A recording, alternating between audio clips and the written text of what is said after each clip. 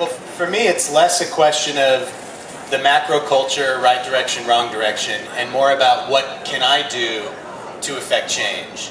So among the things that happened recently is to build off of what I think is a miraculous event here at Hempfest, a peaceful demonstration with 100,000 people in a park, leaving the place nicer than when it started and done in an all-volunteer way. And I personally think the event is a great demonstration of the practice of freedom.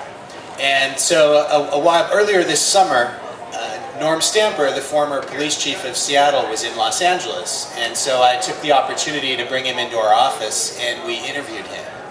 And we compressed that down to about a 10-minute video.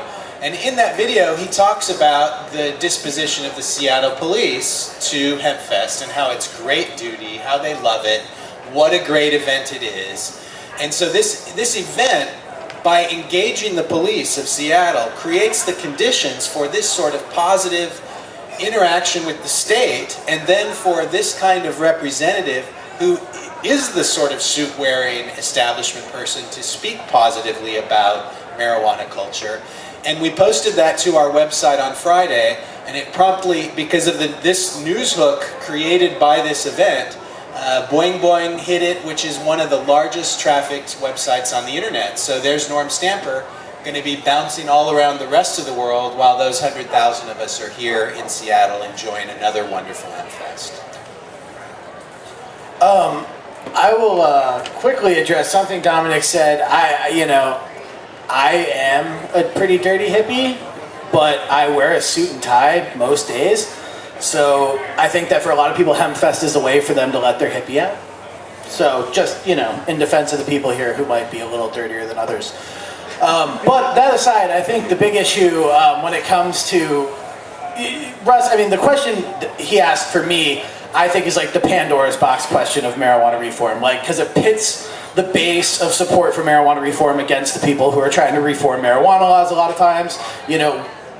When we hold like a press event surrounding marijuana and trying to pass a legalization initiative of some sort, something to further marijuana reform, it's really difficult to get the right message out when people don't look the way you want them to. And control is really a big deal when you're in this business. So it's difficult, and you don't want to tell people, hey, don't show up because you look this way. I would never want to do that. But we would say, hey, don't wear a shirt that says fucking legalize hemp. Like, wear a shirt that, is maybe looks a little nicer. But I think a lot of it's just framing. If you hold Hempfest, here's a great example. Dominic mentioned that Hempfest, their theme this year is hemp.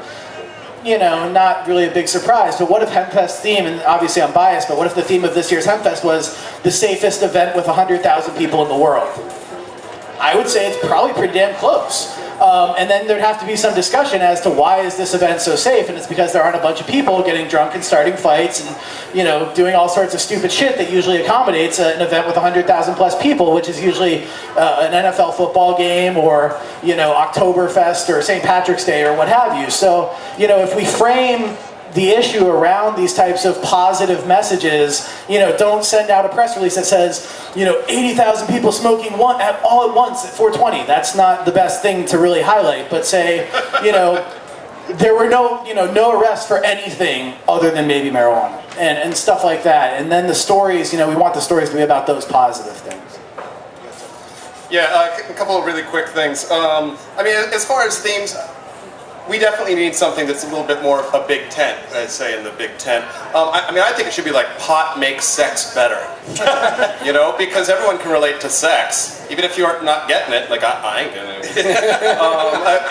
I don't know, does it make it better? Let's listen to Annie Sprinkle and Jenna Jameson talk about it at the Hempfest. That'd be interesting.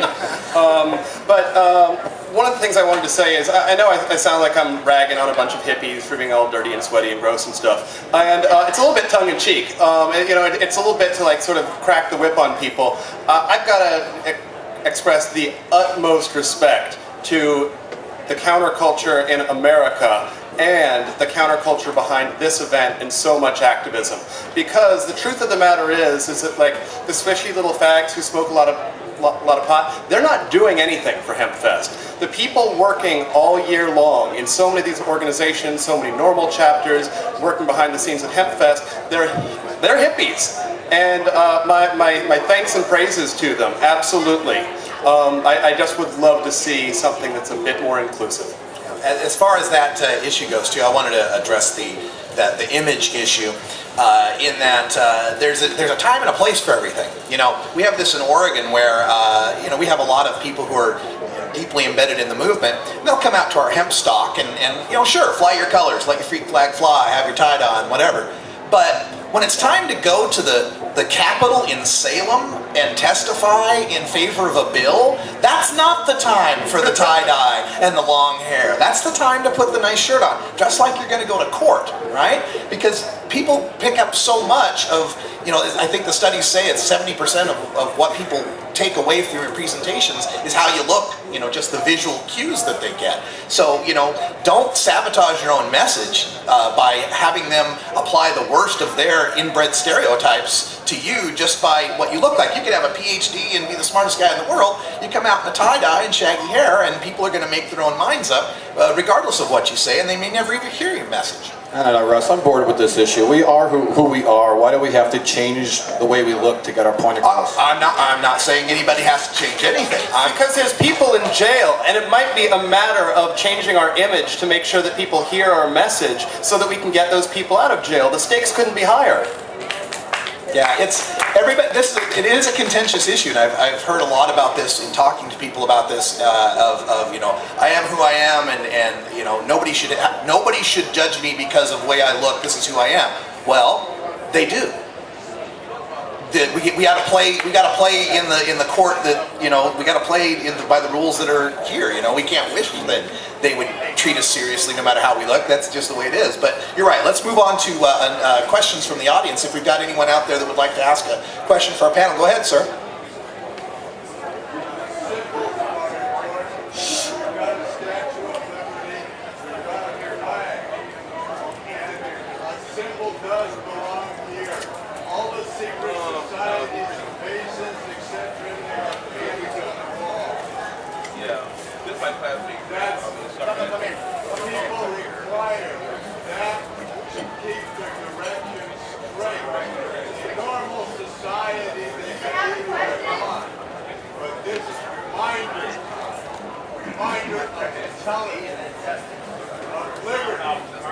Shut up.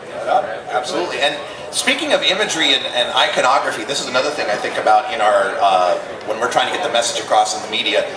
The hemp leaf itself, just the leaf.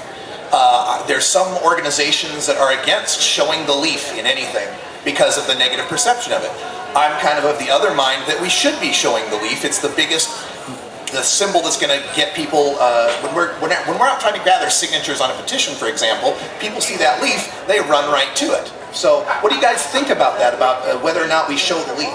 I think it's a matter of how, you know, once again, it's how you frame the leaf. If it's like tons of leaves all over, naked girl who looks 18 with bong in hand, kind of different than, say, leaf that looks like it's part of a logo and has a word like, you know, reason or safer or a positive message behind it. I mean, there's a reason why when like the drug czar holds a press conference, he's got one of those cheesy backdrops with like the same word over and over and over again, because people see a word and it changes, you know, that's what's in their mind when they hear whatever they have to say. So whatever's surrounding that leaf is what they're associating it with. So it's, you know, that's the difference between culture and politics. I'd say let 1,000 flowers bloom. I mean, if we're talking about the media's engagement of this issue, the media is telling stories, and for stories they need characters. And sometimes they want the hippie stoner character, and sometimes they want the square guy in a suit character. So there are various strategies that different groups are employing. So Marijuana Policy Project has non-smoking events. And they get derided for being square, having their square marijuana policy events, but that's a different function than normal, which is more of like a smokers alliance. And so different groups filling different roles, different characters, creates a more interesting world and more potential stories for the media to tell. So let 1,000 flowers bloom. We don't know which one's going to work. Okay. I love the pot leaf image. I mean, why should we be afraid of it? It's the fucking pot leaf. People are